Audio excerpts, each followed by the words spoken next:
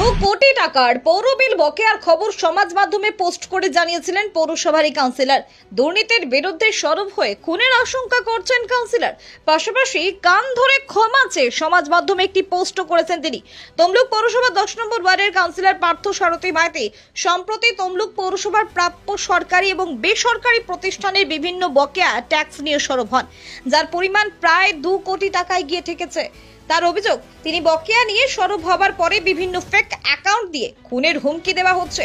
শুধু সমাজ মাধ্যমে পোস্ট করেই হয়তো তাকে গুলি করা হবে, কিন্তু সত্যের পথ থেকে আমি সরব না। পার্থ সারথী মাইতির সরব হওয়া নিয়ে তৃণমূলের জেলা সভাপতি জানিয়েছিলেন, পার্থ দল বিরোধী কাজ করছে, কঠোর ব্যবস্থা নেওয়া হবে দলের পক্ষ থেকে।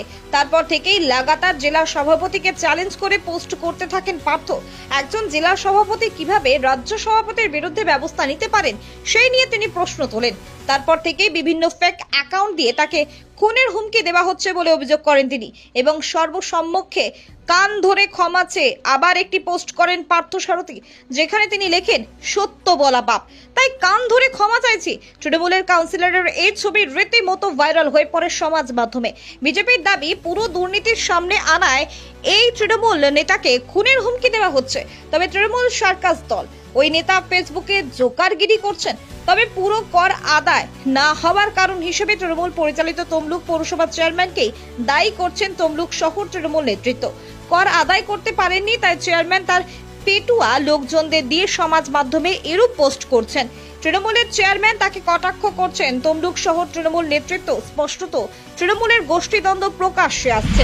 ঘটনা হচ্ছে, আমি একটি ফেসবুকে আপনাদের পোস্ট করেছিলাম যে কিছু কর বাকি আছে আমাদের পৌরসভা।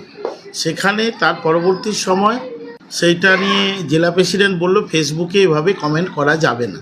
আমি ফেসবুকে কমেন্ট করিনি, কিন্তু তার পরবর্তী দিন স্বাধীনতা দিবস ছিল এবং স্বাধীনতা দিবসে একটা ছোট রান্নার ছবি পোস্ট করেছিলাম।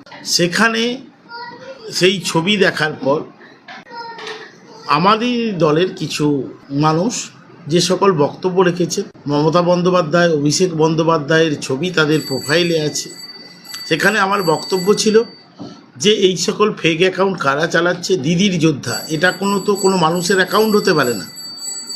মানুষের অ্যাকাউন্ট হয় আমার অ্যাডভোকেট পার্থ মাইতি, মানে অ্যাডভোকেট পার্থ মাইতি সবাই চেনে আমাকে। সেই হিসেবে সেখান থেকে পোস্ট হলে বুঝতে পারা যায় এই মানুষটি করেছে। কিন্তু দেখা যাচ্ছে সেখানে আপনি যদি ওই আমার ভিডিওর নিচে পোস্টগুলো দেখেন, দেখে নেব, করে নেব, তোর শেষ দেখে ছাড়বো। তোর শেষ দেখে ছাড়বো মানে মিনিংটা কি?